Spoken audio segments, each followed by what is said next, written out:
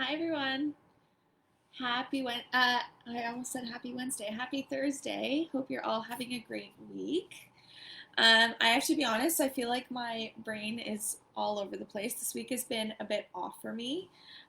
So for those of you that don't know me or are new to my page maybe or seeing me for the first time, so my name is Jennifer Gauthier and I help elementary ELA teachers kind of navigate the curriculum mapping process so that they can create engaging quality units for their students. And so normally what I do, just to give you kind of like an inside look at my week, I normally blog post twice a week, so on Mondays and on Thursdays. And then I go live on Tuesdays and Thursdays, and those lives usually relate to the topics that I blogged about. So on Tuesdays, I'll go live on the topic I blogged about on Monday, and then on Thursday, I'll go live on the topic I blogged about on Thursday. If you saw my live on Tuesday, you'll know that the topic I blogged about, I wasn't really in the mood to talk about, so I kind of went off the cuff and talked about some like professional development books that I'm into right now. Um, so that it's very ironic because the topic I didn't feel like talking about on Monday, which is kind of self doubts we have as teachers, um, kind of reared its head this week. And what's doubly ironic, you could say, also, is I didn't end up releasing a blog post this week, which I'll get into, but the two kind of relate. So I found the need today to really need to talk about self doubts we have as teachers, which fit in perfectly because I didn't end up blogging today, so I wouldn't have had anything to talk about. So it's perfect that I'm going to be talking about the blog post, the topic I talked about in my blog post on Monday, if that makes any sense. But so I'm going to be talking about the blog post. The title I released on Monday. The title was "I'm Not Blank Enough to Teach Elementary School," and I kind of talked about self doubts we have as teachers. And I'm going to go into kind of how that reared its head for me this week. But I think it's important to talk about because I think as teachers, especially if you're a new teacher, you feel I'm hoping you can relate to this, but I felt like constantly early in my career that like I would always have this pit in my stomach, um, and kind of had this feeling that I was never doing a good job as a teacher. And I think just from because I follow so many teacher Facebook groups, that feeling is very common, and that we're not really talking about it. And I think it's for a lot of reasons. I feel one that teachers aren't really properly trained when they're in college or university, and they're not fully prepared for all the things that they need to be doing in the classroom. Um, and I also feel like there's not really a safe space to like be talking about all this. Like I think that's a good thing about social media is there are so many like teacher Facebook groups out there where teachers are, going into these groups and really talking about like how they're feeling. And a lot of those feelings aren't positive if you're in those groups where they're really feeling like overwhelmed. And we see that in like the amount of teachers that are quitting the profession. So I do really think it's something important to talk about because I feel like a lot as teachers we self-isolate and we think that we're the problem, and oftentimes that's not the truth. So yeah, I really want to be kind of just like openly talk about that today, and how it kind of showed up for me this week. I'll talk about like why it happened, but actually how I'm dealing with it, and I'm actually dealing with it in a much more positive way than I thought I would be. So, because I've created this business, I'm really like putting myself out there, and talk. Like I'm in these teacher Facebook groups. I'm trying to like come up with solutions for teachers that are struggling with the planning process. I really, reach out to these people and try and form a relationship and really help them understand the planning process. So one teacher did reach out to me and ask that she's releasing something this week, actually. I don't want to mention any names because I don't know how much I can talk about it, but this amazing teacher who has also started a business, who is anyway, she's coming out with something for teachers to help them, and she asked me if I could be a part of it, and I was honored because I'm so new at this, so it was kind of out of left field, but I really wanted to take the opportunity because I thought it was a really good one. And So part of being a part of this was I had to create a document that would kind of be like a guide for teachers and then come out with this video. And I do like lives here, and I'm really very confident in talking on live camera.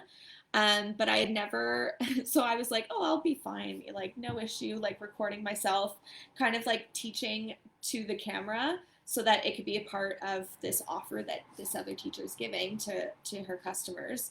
And I very much underestimated how challenging it is to, like I had to prepare what I was going to say, and then I had like kind of a teleprompter, but I had to like, all this to say that I really underestimated how challenging it would be. And I am not skilled in editing or all that stuff that comes with filming.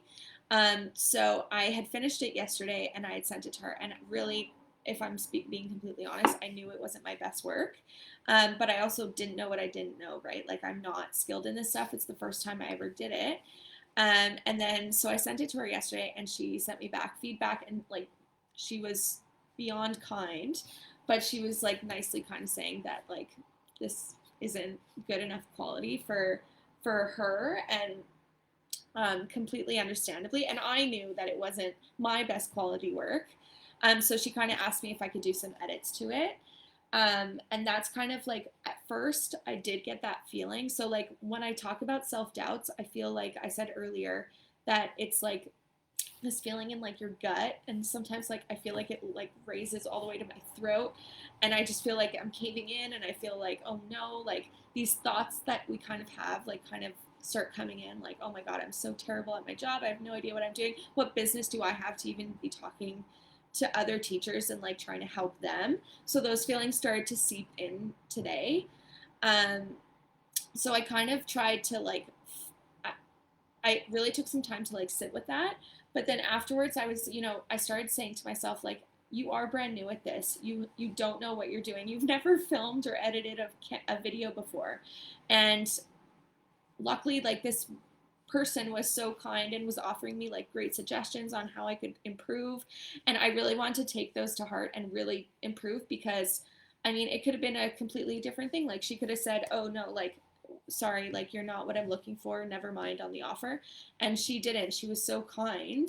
So I really tried to see like the pros in the situation.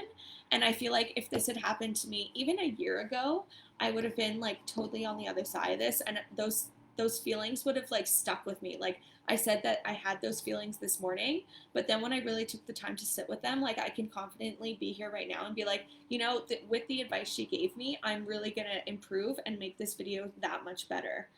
And a year ago, I would have like, that the feedback that what I made wasn't good enough would have just like floored me, like leveled me, and I would have been done for the day. So I was actually quite proud of myself that like I took that feedback and like really took it as an opportunity that like I can do better. This person has faith in me that I can do better. And I know that I knew from the get go it wasn't my best work. So I'm going to take the steps to improve. So you as teachers, like, you might not relate to this directly because you don't have a business or like don't have things like that, but I do think I wanted to talk about it today because I think it does relate to teaching, in that we often do have these things, like, we're presenting our work on a daily basis, right? Like, you're coming up with on a more bigger scale, like unit plans, but then every day you're planning something and then presenting it, and it can be taken positively or it can be taken negatively by your students, by any adult that happens to come into the room, by any administrator that looks at your plans. So I think chances for you to get like negative feedback, even if it's from like a student's glance from what you're presenting, shows up every day. And that thing, if you think about that, that's like countless opportunities every day for you to be shut down and for you to shut down. So um, I really want us to like have that open communication and really talk about it. And I'd love for you to hear from you in the comments, like what doubts you have as teachers, and what kind of things show up for you. Like, what thoughts do you have in your head that kind of, you, once you really reflect on it, you realize you're really like putting yourself down for probably an unnecessary reason. So I'm going to talk about, so in the blog post, I kind of shared some three self-doubts we have as teachers. So I kind of want to go into those, but if you have other ones, I'd also love to hear from those as well. So number one is I'm not skilled enough to teach elementary school, and this one really sticks with me because it's what I said earlier, which is kind of the whole reason I started this business to begin with, and started helping other teachers, is that I really don't feel like in university or college, depending on where you're from, what it's called, but um, that we aren't prepared in like planning an entire teaching unit or curriculum mapping or lesson planning, all these like practical things. I found in my experience, university was way more theoretical and didn't really teach me the ins and outs of teaching. Um, so I feel like a lot of teachers walk into the classroom with these feelings like, I'm not skilled enough. I don't know all the teacher things that I need to know to be a teacher.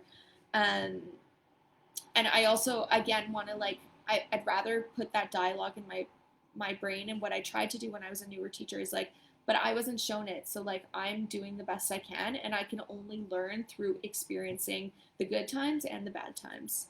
And that means like the successes and the failures. The second self-doubt we have as teachers maybe is I'm not organized to teach. I'm not organized enough to teach elementary school. And to be honest, like I'm not the most organized person at all. Um, and I think, that could be another trigger and like cause self-doubt that like you're doing a bad job because you can't organize all the things. But when you really think about it, if you had to organize all the things we have to do as teachers, like the shoe's going to drop at some point and at some place. So you really have to focus on what you're good at. And I try and use technology as much as possible in these, in terms of organization, like setting reminders and um, having like a task organization system. Like I use Trello. So just like like setting reminders so that I am more on top of my things. And then the third one, which I hear a lot, is I'm not creative enough to teach elementary school. I think it's assumed that elementary teachers, you have to be super creative because you're dealing with young kids. Um, and I do think that social media is a good thing and a bad thing in this way, in that it's a good thing because you can get like, I get told a lot that I had come up with really creative ideas, but to be honest, I get a lot of the ideas from social media and from like looking online at different bloggers. So I think that there's so many ideas out there that you can just like steal or borrow, I guess you could say. That really like Pinterest is a savior for teachers in that you can find so much stuff. Um, that like you really don't even need to be that creative anymore to like get resources. I also think social media is a bad thing because it does, when you see all these teachers with like these Instagrammable classrooms and stuff like that, it makes you feel like less than because you don't have all these things. But when it really comes down to it, all those things aren't as important.